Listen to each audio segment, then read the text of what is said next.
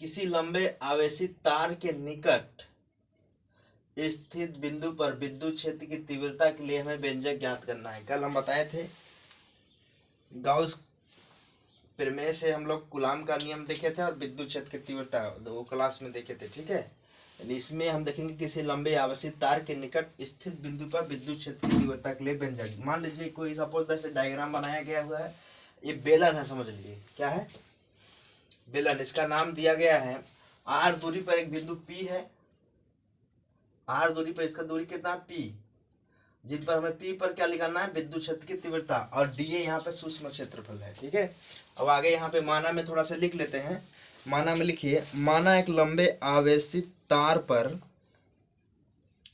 रेखीय आवेश घनत्व लेम्डा तार की यल लंबाई पर क्यू आवेश उपस्थित है, क्यू आवेश उपस्थित है। तब ये डायग्राम बनाया गया है, ठीक है। तब ये डायग्राम है, यहाँ पर लिख लेते हैं तब ये डायग्राम, उसके बाद यहाँ पे तब लिख लेगा कई डायग्राम। तो कितना दिया है, लेम्डा यल अपॉन क्यू, इतना है ना।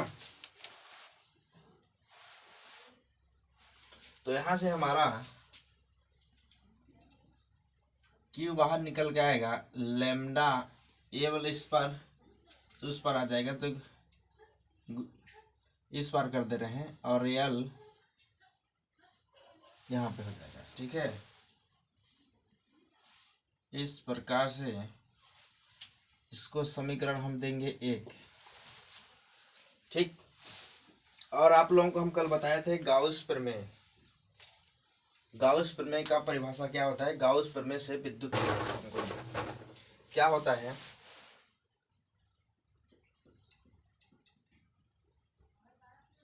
गाउस प्रमेय से विद्युत फ्लक्स, इसका परिभाषा बताइए कितना होता है, कितना होता है। Phi equal to 1/ε0 into q होता है, और क्यू की जगह कितना लिखना है, लेम्डा यल। यहाँ से फाई इक्वल टू 1/ε0 लेम्डा यल, इस समीकरण इसको हम देंगे 2, ठीक। और आप लोग विद्युत फ्लक्स का परिभाषा बताइए, कल हम बताए थे, याद करके आना है। विद्युत फ्लक्स, विद्युत फ्लक्स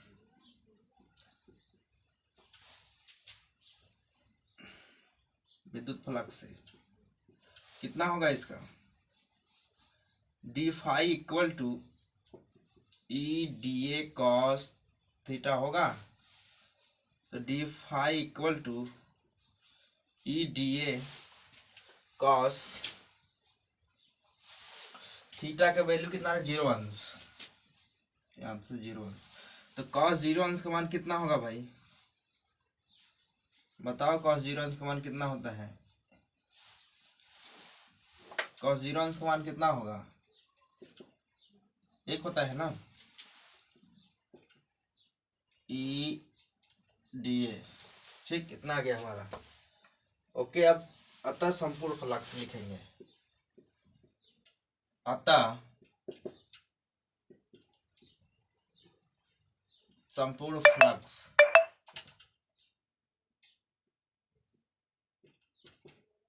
अतः संपूर्ण फ्लक्स कितना होगा, phi equal to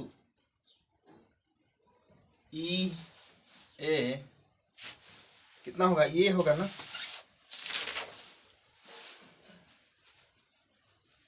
E F और cos theta,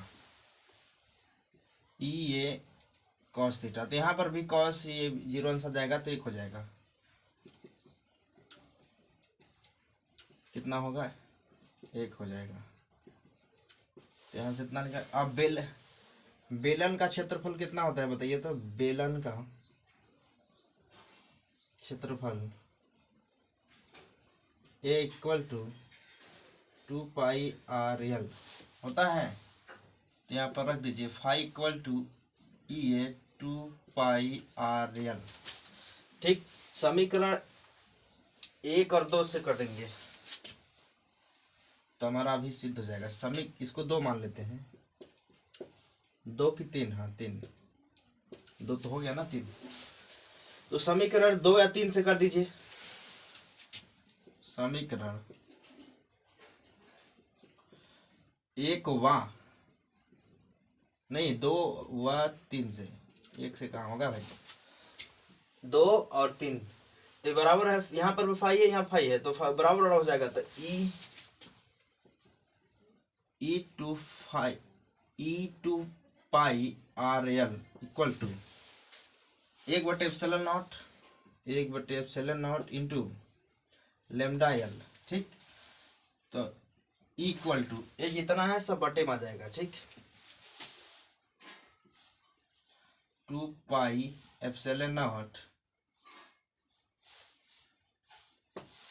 into lambda l r l upon में lambda l upon r l. ठीक, एल से एल कट जाएगा, यहाँ से कट जाएगा एल से एल, तो 1/2πε0 इंटू लेमडा, इसको काट दो तो बचेगा आर। ये हमारा निकल के आ गया। किसी लंबे आवेशित तार के निकट स्थित बिंदु पर विद्युत क्षेत्र की तीव्रता के लिए व्यंजक है। ठीक है, आई होप समझ नहीं आगा, फिर से वीडियो देखेगा फिर समझ आ जाएगा। ठीक है, सो आगे फिर नेक्स्ट टॉपिक पर आपसे हम बात करेंगे कल। किसी आवेशित गोले के लिए निम्न स्थितियों में विद्युत क्षेत्र की तीव्रता का व्यंजक। ठीक, इसको स्क्रीनशॉट ले लीजिए। ठीक है, बाय बाय।